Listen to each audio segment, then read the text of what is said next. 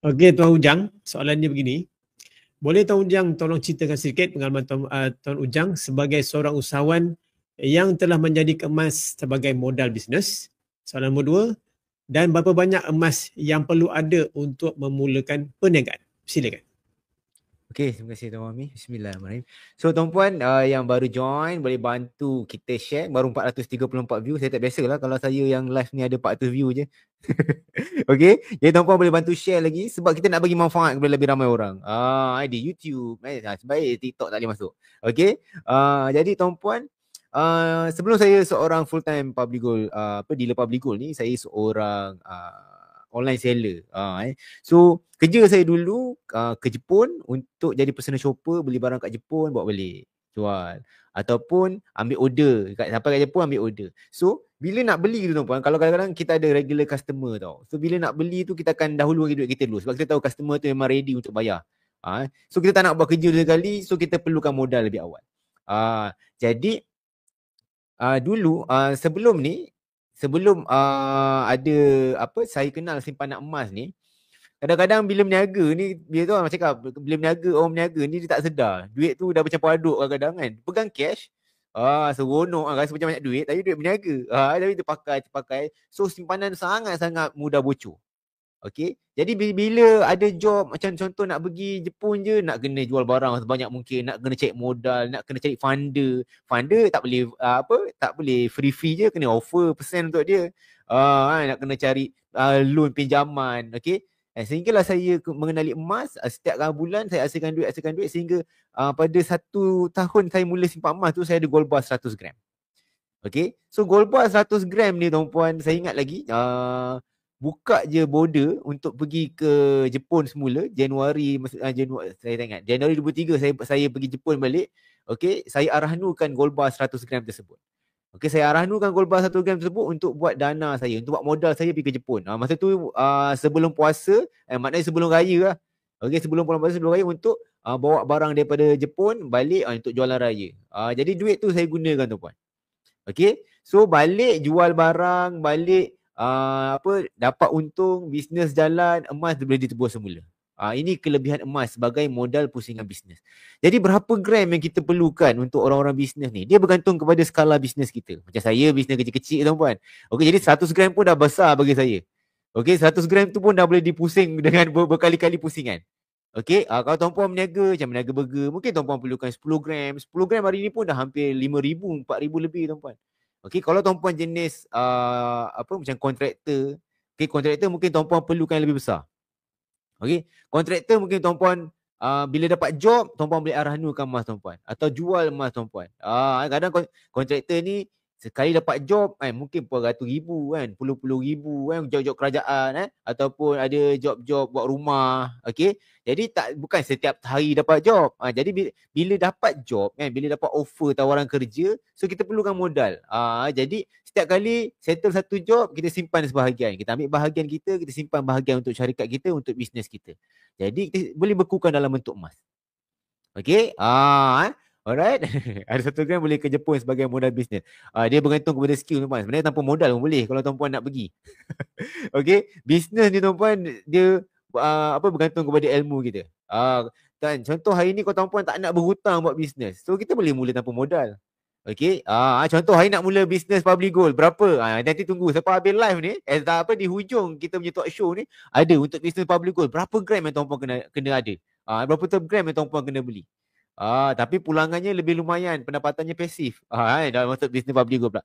Jadi kepada rakan-rakan penonton talk show kita malam ni, orang-orang berniaga, tak kira tuan-puan berniaga kecil-kecilan, tepi jalan, ambil peluang, asingkan sebahagian duit yang kita dapat setiap bulan tu, simpan dalam bentuk emas. Okey, bekukan dalam bentuk emas. Okey, supaya bila mungkin hari ni kita berniaga burger kan tepi jalan. Kita simpan-simpan satu tahap, kita rasa macam kita nak kembangkan bisnes kita untuk buka kedai pula. Ataupun untuk sewa lot kedai pula. Okey, tak nak lagi duduk tepi jalan bila hujan tak boleh buka kedai kan. Kemah terbang kan. Dah ada dah dana kita dah simpan dalam bentuk emas. So kita boleh jual emas kita. Ataupun kita boleh arahanukan. Okey, saya nak cerita pasal haranu ni, tapi kita ada soalan nanti baru kita sembang lebih lagi. Sebab banyak lagi salah faham Arahanu di kalangan pemikiran masyarakat kita hari ini. Okey, sebab tu kita mudah dimanipulasikan. Dimanipulasikan oleh mereka-mereka yang tak bertanggungjawab. Sebab tu saya suka dengan nasihat mentor Tuan Muhammad Zulkifli Syafi'i, bukan emas yang buat kita kaya, tapi ilmu dia, tuan-puan. Okey, jadi nak beli emas, nak beli kat mana-mana okey. Bagi saya, tuan-puan, nak belilah emas tu kat mana-mana, dekat syarikat mana, dekat Malaysia ni pun, dekat kedai emas mana kat Malaysia pun okey, tuan-puan, jika tuan-puan ada ilmu je. Dan benda yang paling selamat, tempat yang paling selamat, platform yang paling selamat untuk tuan-puan beli emas dan tuan-puan dapat ilmu adalah di Public Gold bersama kami di G100. Tuan-puan bayang, saya dulu kerja saya beli barang-barang dekat Jepun tu bawa balik. Sekarang ni saya bercerita pasal emas, tuan-puan. Macam mana saya boleh jadi seorang yang begini? Okey, sebab apa? Ilmu-ilmu yang disampaikan, yang diajar di dalam G100 ni. Okey, dulu saya tak kenal pun emas ni. Saya tak tahu pun fungsi emas ni boleh buat modal pusingan bisnes. Jadi tuan-puan di luar sana, yang berniaga di tepi jalan, yang berniaga kecil, yang berniaga besar, skala kecil, skala besar, okey, tuan-puan alihkan sebahagian pendapatan tuan-puan, okey, keuntungan syarikat tuan-puan simpan dalam bentuk emas. Okey, mungkin tuan-puan akan perlukan untuk job-job atau untuk kembangkan bisnes. So tuan-puan tak perlu nak pergi pinjam tekun, pergi tebalkan muka nak pinjam tekun, sampai kaunter dah kena reject. Macamlah dia approvekan loan kita, tuan-puan. Dia bukan pengarah, kita dah minta borang je pun, bukan minta approve kan. Ni reality, tuan-puan. Ini sebab saya mengalami benda ni. Okey, sampai dekat kaunter dah kena reject dah. Nak minta form je pun, bukan suruh dia luluskan. Itu kat kaunter, tuan-puan. Okey, jadi tuan-puan hari ni, tuan-puan tak perlu harapkan orang lain. Okey, kita berniaga, ada lebih kita simpan dan simpan dan simpan. Kita letak matlamat kita. Sampai masanya cukup simpanan emas kita, atau kita boleh dah ada simpanan emas kita boleh kembangkan bisnes, kita boleh buat modal pusingan bisnes. Okey, sebab bila simpan dalam bentuk emas ni, pertama nilainya makin lama makin meningkat. Kita target nak kumpul 50,000 tu, kalau kira 50,000 simpan dalam bentuk duit 5 tahun, tapi dalam tempoh 3 tahun gram emas tu dah cecah 50,000 walaupun tak sampai lagi. Duit yang kita simpan tu 50,000. Okey, sebagai contoh, sama 100 gram saya simpan dulu tahun 2021 tu, harga dia 25,600. 25,600. Hari ni 100 gram dah hampir 40,000 lebih. 2021 sampai hari ni 2025, dalam tempoh 4 tahun. Okey. Jadi kita nampak potensi kenaikan harga emas. Bagaimana kita simpan duit kita dalam bentuk emas, kita bekukan duit kita dalam bentuk emas, nilainya lebih cepat meningkat dan paling penting ianya tidak bocor. Okey, dan kita boleh rolling sebanyak mungkin. Dan sebab apa, bila kita aranukan emas kita sayang tu. Emas tu kena tebus ni. By hook or by crook, macam mana pun mesti tebus balik emas tu. Sayang emas tu. Kalau duit, taklah duit tu esok boleh cari lagi. Duit boleh cari. Hari ni habis duit ni, besok boleh cari lagi duit tu. Tapi kalau emas, mesti sayang. Sayang tergadai begitu saja. Sayang kena nak jual macam tu saja. Macam mana pun kita mesti tak nak guna emas kita, tak nak jual emas kita. Okey? Jadi tuan-puan, saya serahkan semula kepada Tuan Fahmi, sebab Ustaz nampak macam dah semangat untuk soalan kedua dia.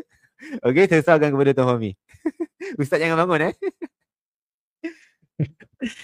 Okey, terima kasih Tuan Ujang atas perkongsian. Jadi Ujang berkongsi kalau beliau sebelum beliau full time sebagai PGBO, beliau bertugas sebagai seorang orang kata macam personal shopper lah lebih kurang dalam bidang khususnya barangan daripada Jepun. Dan beliau telah menggunakan emas sebagai modal pusingan yang lebih selamat daripada duk pinjam dengan orang, cek funder sebagainya. Jadi emas lebih stabil sebagai modal pusingan. Dan beliau juga dengan emas juga beliau telah berjaya untuk mengembangkan bisnes beliau dan akhirnya beliau full time sebagai DBO setelah mengetahui bahawa simpan emas ni bukan semata-mata beli dan jual. Ada ilmu di sebaliknya yang buatkan kita tambah kaya dan juga untuk kita selamat dengan ilmu emas, sebaik-baiknya kita di bawah, bersyukurlah di bawah G100 Network di mana kita diajar untuk beli emas dengan ilmu sekali. Jadi dengan emas, duit kita selamat dibekukan dan nilai dia semakin lama semakin tinggi dan insyaAllah kita semua akan dapat kekayaan dan juga manfaat yang banyak dengan emas.